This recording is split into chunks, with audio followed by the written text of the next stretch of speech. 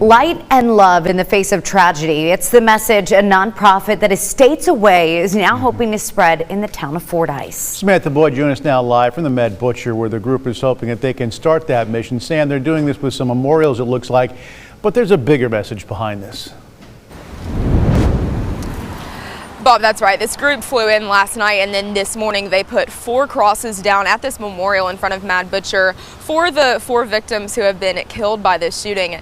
They say it really, and we know this, that this has been getting national attention since it happened. It's been making national headlines, but they're hoping this shows those families and everyone impacted by this that there's also prayer and support from across the country as well.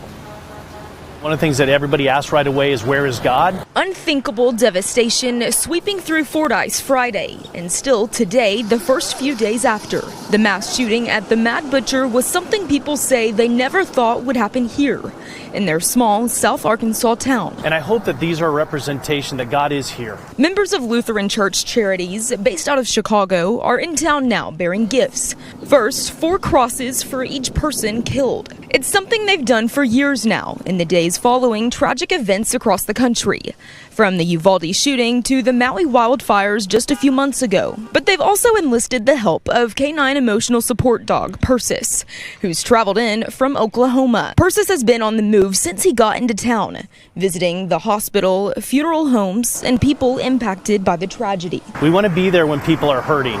We introduced you to Hannah Sturgis Monday night. She lost her dad Roy in the shooting after he was shot in the chest trying to help other victims. And he loved his little girl.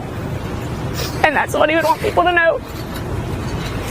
A location she says she's feared she would have to avoid now, but it's already become one she has the strength to face because of the support around her. You know, we can't solve all of the evil and brokenness in this world, unfortunately. But the next best thing that we can do is we can keep pushing back against it with light and love. That's what Jesus did for us, and that's what we want to do for others. Singer says if there's a message behind these crosses to the people of Fordyce in years to come, he hopes it's this. God cares about Fordyce. God cares about this community.